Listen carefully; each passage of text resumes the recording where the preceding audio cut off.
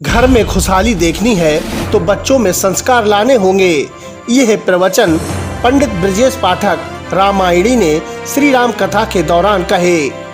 आंवला नगर के पक्का कटरा मोहल्ला स्थित ठाकुर द्वारा गली में श्री राधा कृष्ण मंदिर में चल रही श्री राम कथा का शुक्रवार को समापन हो गया।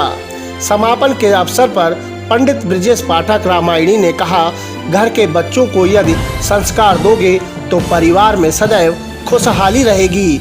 श्री रामानुजीय सत्संग मंडल के तत्वाधान में चल रही राम कथा में उन्होंने कहा, वर्तमान समय में अभिभावकों की बड़ी जिम्मेदारी बनती है कि वह बच्चों को संस्कारित बनाएं। केवल उच्च शिक्षा दिलाकर नौकरी तक पहुंचाना उद्देश्य नहीं होना चाहिए।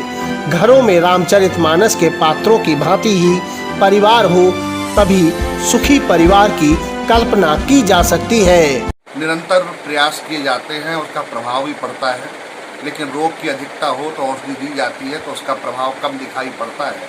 लेकिन ये नहीं कहा जा सकता कि औषधि निरर्थक जा रही है। समाज में जिस प्रकार से दूषित विचारों का प्रभाव पड़ता है, उसी प्रकार सकारात्मक आध्यात्मिक भारतीयता और राष्ट्रीयता से उत्पन्न विचारों का भी प्रभाव पड़ता है। लेकिन वो भले ही अल्प मात्रा में हो, हमारे प्रयास जैसे रोगी बढ़ने पर भी अस्पताल खोले जाते हैं, अपराधी बढ़ने पर भी थाने खोले जाते हैं, ऐसे ही निश्चित रूप से समाज में आज प्रदूषण ज़्यादा बढ़ रहा है, अपराध अत्याचार ज़्यादा बढ़ रहे हैं। लेकिन जो लोग सकारात्मक विचारों से जुड़े हुए हैं, वो सकारात्मक विचारों को फैलाने का काम निरंतर करते रहते हैं। वास्तव में आज समाज में सब कुछ माता पिता अपने बालकों को दे रहे हैं, लेकिन संस्कार नहीं दे रहे हैं। ये बड़े दुख की बात है। इसलिए मैं प्रायः विनोद में कहा करता हूँ, आप अपने बालकों को कार दीजिए मत दीजिए, लेकिन संस्कार जरूर दीजिए। क्योंकि अगर उन्हें संस्कार दिए तभी वो एक योग्य नागरिक बनकर के देश समाज और धर्म का तो भला करेंगे ही, अपने माता पिता की सेवा और अन्य अपने उत्तरदायित्वों को भली भांति निर्वहन कर सकेंगे। लेकिन ये तभी हो सकता है जब माता पिता स्वयं संस्कारी हों और अपने बालकों को भी संस्कार दें।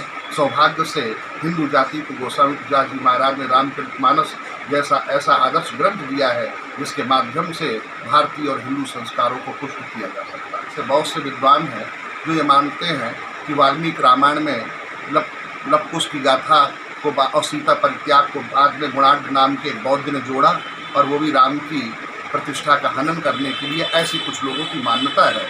लेकिन जनमानस में लवकुश की गाथा इतनी व्यापक रूप से जुड़ गई है कि आज का समाज उसे स्वीकार करने के लिए तैयार नहीं है। दोनों का ही मत महत्वपूर्ण है, इसलिए इस संदर्भ में कोई निश्चित विचार मुझे दे पाना संभव नहीं है।